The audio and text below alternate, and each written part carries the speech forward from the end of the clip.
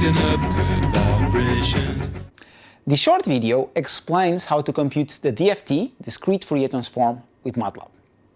Let's now see how to compute the discrete Fourier transform with MATLAB.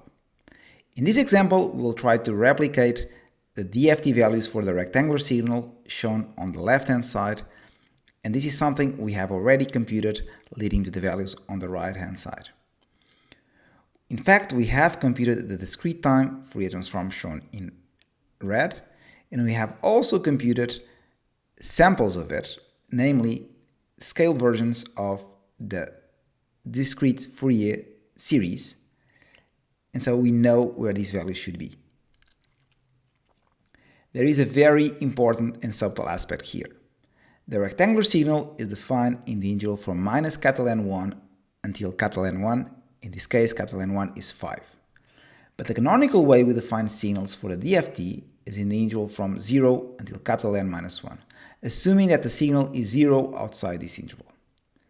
Besides, the canonical DFT values that we get are for samples of omega in the interval from 0 until 2 pi, and to be more precise, samples of omega at values 2 pi over N times k, where k goes from 0 until N minus 1. This canonical convention is also what MATLAB uses.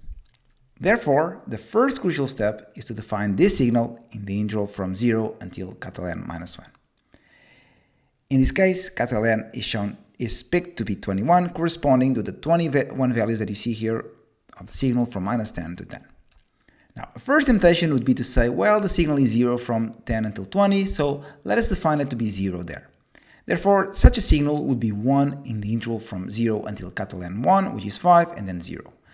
This would not work. An easy way to see this is that the signal we start with has 2 times N1 plus 1 ones, and this attempt would only have N1 once, and the rest would be 0. N is 5. So there is no way we are going to represent the signal in this form. The correct way of defining the signal we're interested in the canonical form is plotted on the left-hand side. This might be very, very surprising to you because it does not seem to resemble the signal we started with. However, if we take into account the connection between the DFT and the Fourier series of the periodic replication of the signal x of n, which are basically the same up to a scaling factor, we will see that the canonical signal we are looking for in the interval from n equals 0 until N minus 1 corresponds to the periodic replication of x of n with period N in the interval from 0 until N minus 1. I will repeat this because it's really important to fully master what is going on here. The canonical signal that we're looking for in the interval from 0 to N minus 1, this one corresponds to the DFT, can be obtained by considering the periodic replication of the original signal x of n with period N. So the periodic replication will have period N, and considering only its values in the interval from from 0 until N minus 1. So if we have this original signal, then we have to periodically replicate it with period N. So it will have a replica at n equals 21, n equals 42, etc. And also n equals minus 21, minus 42, etc. And then we look at the values of the signal from 0 until 20. And that's what is plotted here. It's a very subtle but a very important point. The rest is straightforward. We define the signal we have just discussed in the interval from 0 to N minus 1 by a vector of length N. It has N1 plus 1 ones at the beginning and N1 ones at the end. The first value of this vector x corresponds to the first value of the signal x0, so at time n equals 0. The second value corresponds to x1, so the first component of the vector x corresponds to the signal evaluated at n equals 1. The third component of the vector x corresponds to the third value of the signal x 2, and etc. Let's visualize it.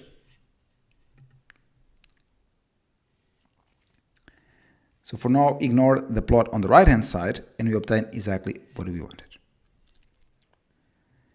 Given that we have the signal x represented in this canonical form, we are ready to call the instruction that performs a DFT in MATLAB by simply giving this vector as an input argument. Such a function is actually called FFT rather than DFT, and the reason for this is that it implements the fast Fourier transform algorithm, which is a fast algorithm that simply computes the DFT. So the instruction to compute the DFT is called FFT in MATLAB. We provide as input this canonical vector x, and we get as output a vector fx.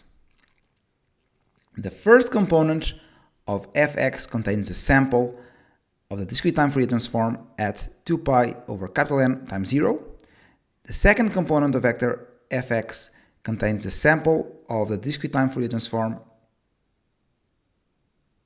evaluated at omega equals 2 pi over capital N times 1. The second component contains the sample of the discrete time Fourier transform evaluated at omega equals 2 pi over capital N times 2, etc. This vector fx has the same dimension of x, so capital N, and the last value, so fx of capital N, is the sample of the discrete time Fourier transform at 2 pi over capital N times capital N minus 1. So you obtain this plot over here. You see the interval is from 0 to 2 pi. You have all these samples at 2 pi over capital N, which is 21 times k. So we have 21 samples here. And this plot coincides with the one that we wanted to obtain. You can check this by checking that the first value is around 11, the second value is around 7, the third value is around minus 0.5, and the last value is around 7, and this is exactly what we get.